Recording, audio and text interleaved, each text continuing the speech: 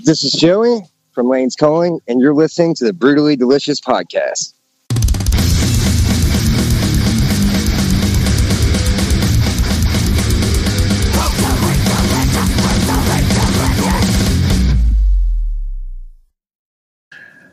Hey, you are listening to the Brutally Delicious Podcast. I am Mr. Soda Can.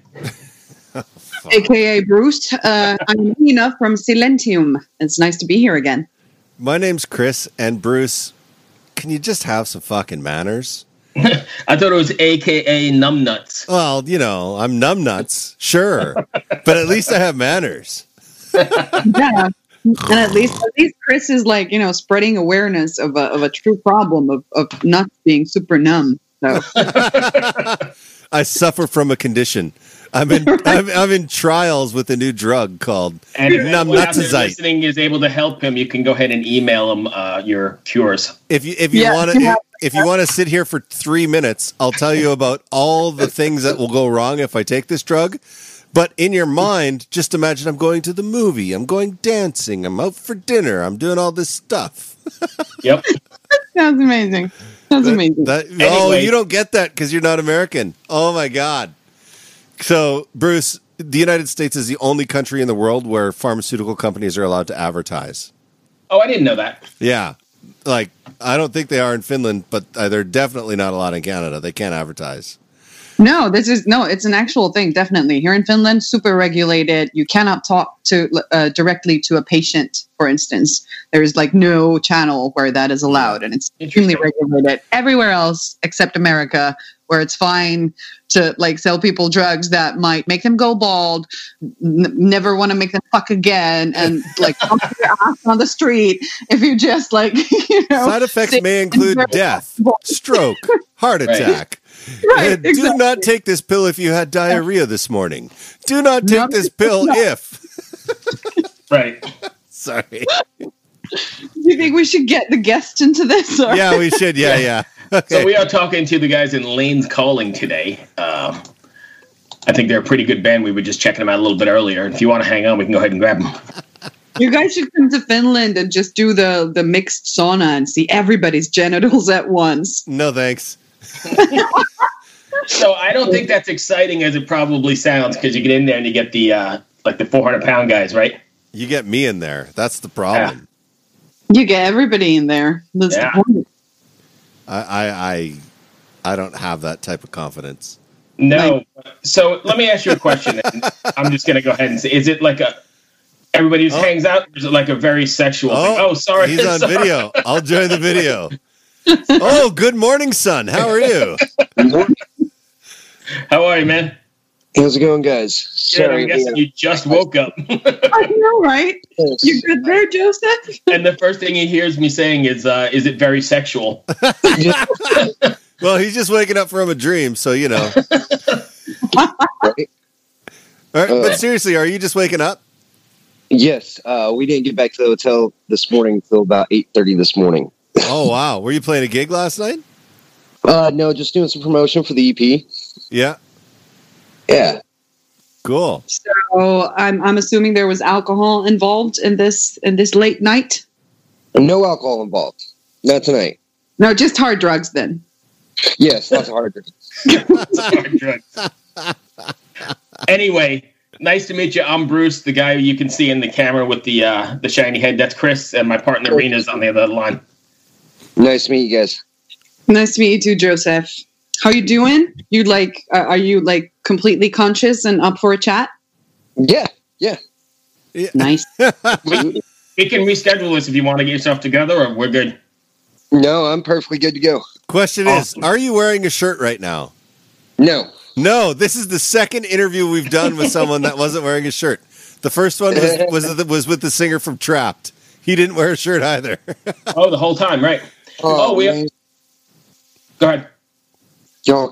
He had to bring up Trap, didn't he? No, I'm just kidding.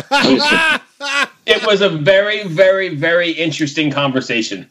Yeah, you can put that lightly.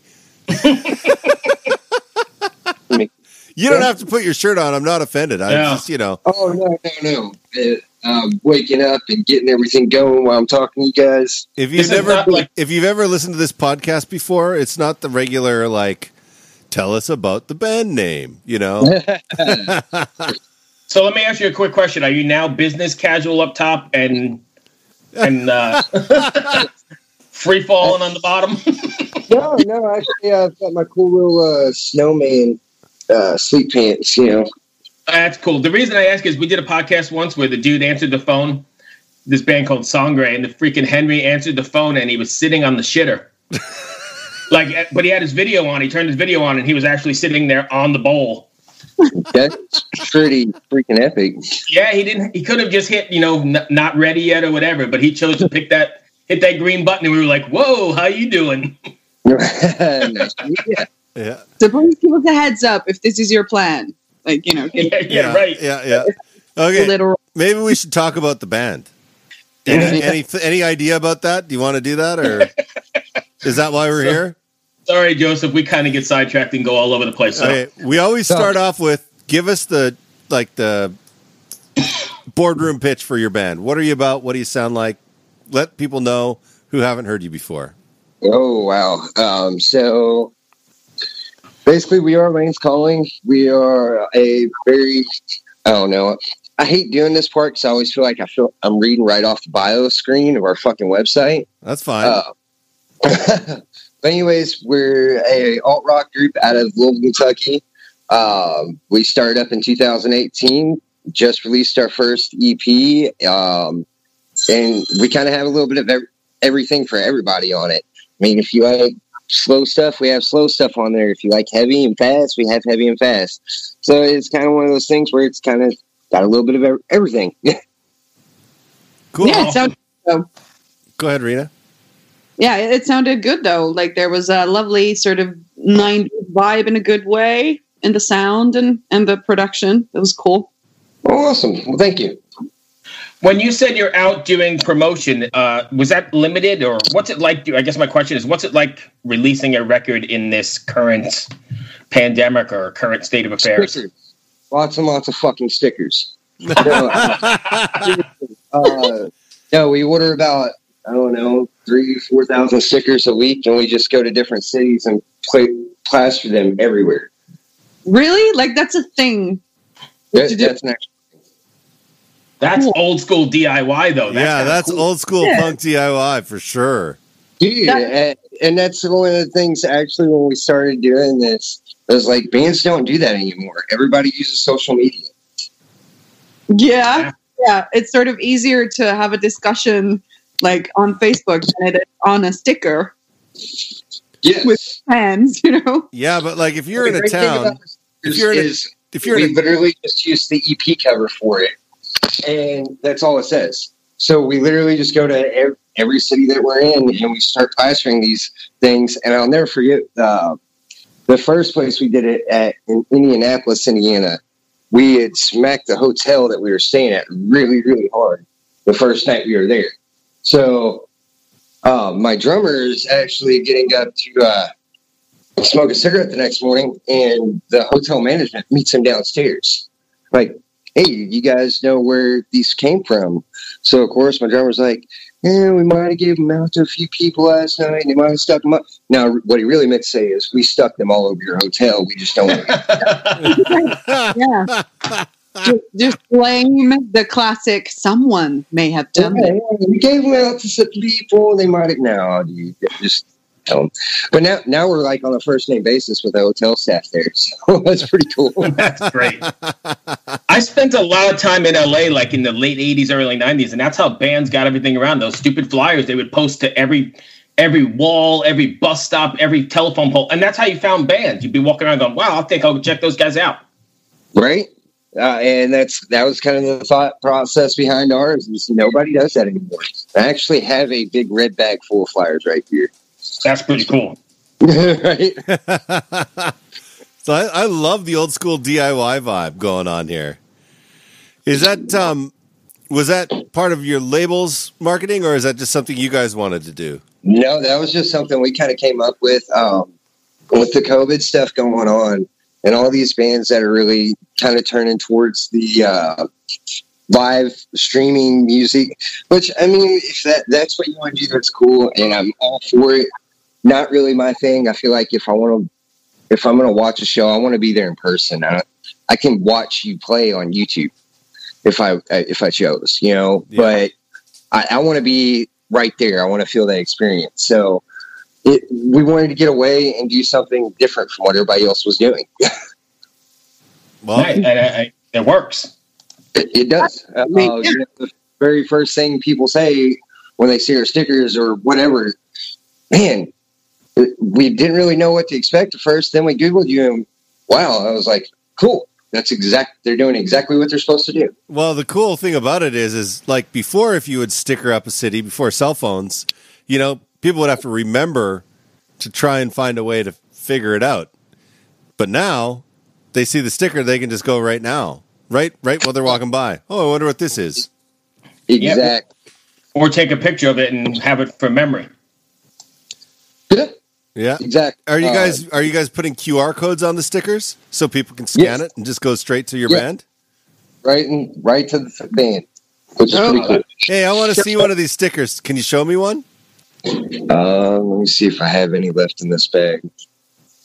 But there is like this aspect of the modern world included in the stickers, which is the QR code. Right. Because it is true. Nobody does that anymore. So it's kind of like, you know, bringing retro back in fashion or whatever that, you know, then you start getting noticed again when you like go old school. Yeah, absolutely. It's like you're like the DIY hipster. It's great. Except you're not a hipster. Yes, that works. So tell us about the record. Was it difficult to write in this nonsense? Are you guys relatively close? Or using the internet mostly? How did that all pan out? Actually, the great thing about this record, it was kind of put together for the last 4 years of my life. And the very unique thing about it was I didn't have a band when I started doing this. I didn't even have a band when I finished this. The album was put together after I released the song Not Well. That was kind of like our first major release, or my first major release or whatever.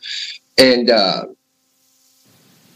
after that, it was just kind of Tim King had hit us up from Pavement 3 days after I'd released Not Well, wanted to offer us a distribution deal. Didn't even have a band at the time. Signed the distribution deal, decided to put the band together later. Oh, wow. That's great. Yeah. My friend Murray was in a band called 40 Foot Echo, and he did. And my friend Rod was in a band called Jet Black Star, and they both did the same thing. They released the project, and then suddenly the labels were like, "Hey, come bring your band down. We want to see you play." And they're like, we don't have one." And they're like, "What?" Yeah. Yeah. That's almost exactly the same thing with us. We just once Pavement and everybody started showing real interest, that's where I was like, okay, we need to start doing that now. Yeah. Now, how did you get in touch with Pavement? Were you sending out demos or how did that go for you? Actually, so I had set up, or like I said, I had released Not Well, and Derek Pichon from 434 Management, him and his business partner, Paul Crosby of Saliva, had seen the video and contacted me. Derek went out on a limb, and this is before I even started talking about having this guy manage us. Went out on a limb, and he's actually the one that got us the distribution deal with Pavement. Oh, cool. Yeah. We do a lot of work with them. They're good people. Yeah, Derek is an awesome guy. So is Paul. And I'll actually be seeing those guys at the end of this month. Really? Yeah, I'll be down in Louisiana. I guess they're bringing their End of Days festival over to Louisiana October 31st. So that's where I'll be. Nice. Where are you right now? Right now, I am 10 minutes outside of Indianapolis, Indiana, I think. Oh, wow. Yeah. Cool. Bruce, you got anything else? Yeah, so let me ask you a question. When you're writing, I know you said these songs are 4 years old, but is there a message or something you want your fans to take away after listening to one of your records? I mean, yeah, absolutely. The EP's kind of, like I was telling you earlier, it was written over several years of my life. So there's a lot of different things going on there. I had some of the best times of my life in those few years. I had some of the worst times. So the great thing about the EP is you can the whole message behind it was no matter how dark the road you're on, there's always a way to get back to center. Nice. Very cool. And how has that translated to fans? Do you get like personal stories from people connecting with you and reaching out online saying, hey, I connected with this song or that song? Yeah, actually, especially, which was great, the way everything worked out. With September being National Suicide Prevention Month, we actually do a lot of work with suicide prevention. Veterans Hotline, I actually work for a veterans organization to help with veteran suicide.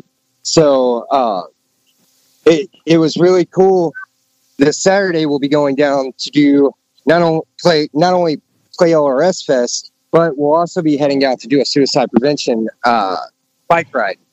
So nice. A lot of people are gravitating more towards the not well aspect, which is really cool. That's really cool. That you're doing. That's amazing. So lastly then, do you you're playing you said you're playing a festival? Yeah. We are playing so a real live festival.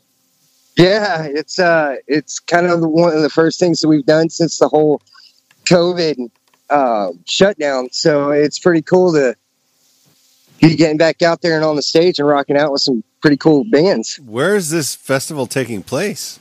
New Albany, Indiana. Wow, and they're allowing it. Yes.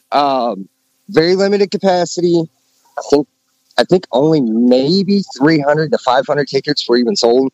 They're blocking it, or they're marking everything off for social distancing guidelines and all that stuff. So, I mean, we're still doing everything we can to be as safe as possible with it. And when we decided to go ahead and book for this, or book with the guys putting this on, that was the first thing we made very, very clear. This was all kind of situation dictating. Yeah. If we felt like there was no way to put on where it'd be safe for the people coming, there's no way we'd be part of it. So that's kind of the cool thing. We really went above and beyond to make sure everybody's going to be safe that comes out and can enjoy themselves, have a good time, and not worry about getting sick. Cool. Interesting. Cool. That's great. That's all I have. Kris, Riina? I have one last one before we go. How did you get involved with the Veterans Association like that? So I'm actually a former Army Airborne infantry vet myself. Yeah. Oh, wow. Yeah. And after I got back from Afghanistan, I actually suffered from PTSD really bad. One of my really good buddies, who also served, he's XSF sniper, medic, all that cool guy stuff. I like to make fun of him all the time for it. But anyways, he actually started this organization called Team Vetscape. And basically what it was him and his old SF team going out and just doing whatever they could to bring attention to suicide or veteran suicide and how we can fix it. And so we do a lot of cool things. Fred goes out and participates in like every one of the Warrior games. He brings guys along with him. We raise money to bring guys with him and send them out there to do that. We find ways to get vets more involved and find an easier way to transition back into normal life when they get back from wherever they may have served in. Wow. Well, thank you for your service. Yes, I was going to say the same thing. Thank you for your service for sure. Thank you, guys. And I don't have anything else on that except, Riina, are you good? I am good. It was so nice to hear about all this. And I also want to salute you for the work you have done. And keep on doing. Awesome. Joseph, I thank you very much for taking the time. Good luck with the record. Keep up the good work you're doing with the veterans. Thank you guys so much for having us. That's important stuff. Stay safe, my friend. Thank you. Thank you very much. You too. All right. Be well. Bye. All right. Thank you. Bye. Ever wonder what a punch from Elton John feels like? Or how you'd cope with having turned down the chance to be in Nirvana? Or what signal Keith Richards gives when he wants you to get the hell out of his hotel room? Fans of Too Much Effing Perspective don't have to wonder, because they've heard these exact stories and a jillion others on our podcast. I'm Alex Hoffman, former tour manager for Radiohead. And I'm musician and comedy writer Alan Keller. On the TMEP show, we get guests like Nancy Wilson from Heart, Jeremiah Freites from the Lumineers, and Modern Family's Julie Bowen to tell us things they may have only shared with their therapist, clergy, or a TMZ stringer. So join us on Too Much Effing Perspective. That's EFFING Perspective. The only podcast you crank up to 11.